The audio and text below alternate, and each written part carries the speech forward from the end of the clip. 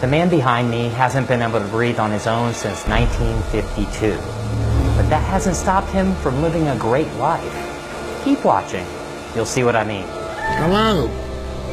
My name is Paul Alexander, but they call me the man of the iron lung. Paul spends almost every moment of his day in an iron lung, which is the only thing that's keeping him alive.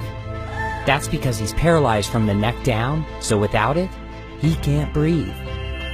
The machine helps him breathe by using negative pressure to take air into his lungs. This is the full story of Paul. It all started when Paul caught the polio virus when he was just 6 years old, during one of the worst polio outbreaks in history. A time which feels all too familiar with today's coronavirus pandemic. People were wearing masks, offices, schools, and most of the world was shut down. What did it feel like when you first got polio?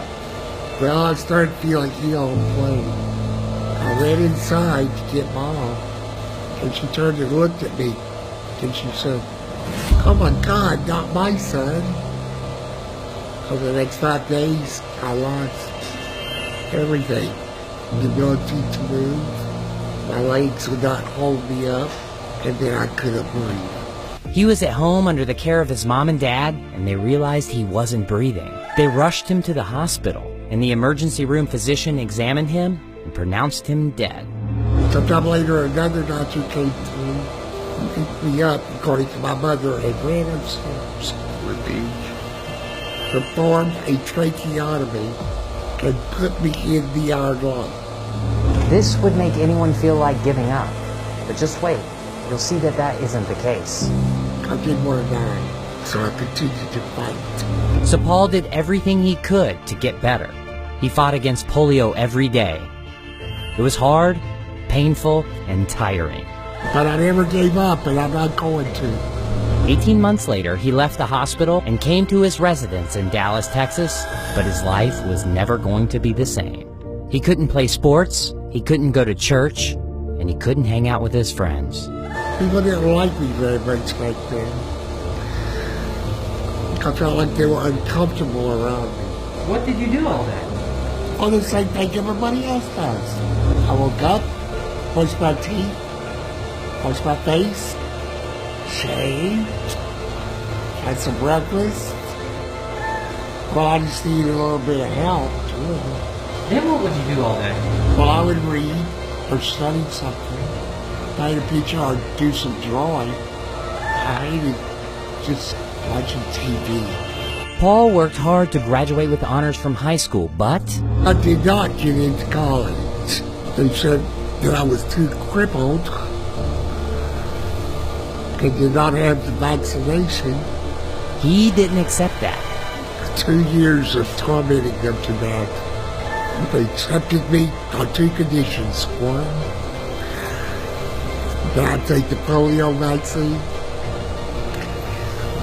And 2, that a fraternity would be responsible for me. Finally, something good happened. I wanted to be a lawyer for a long time. After years of hard work, Paul passed the bar and became a lawyer. And I was a pretty damn good one, too. But he didn't stop there. With the help of a pen attached to a stick, Paul wrote his own biography entirely with his mouth. So why write a book? To inspire thousands of people, just like you. No matter where you're from, or what your past is, or the challenges that you could be facing. You can truly do anything. You just have to set your mind to it and work hard. Paul, what's your dream? Do not let polio defeat me, but to defeat polio. Therefore, I wanted to accomplish the things I was told I couldn't accomplish, and to achieve the dreams I dreamed. Paul may have an iron lung, but he has a golden soul and a diamond heart. My story is an example of why your past, or even disability, does not have to defy your future.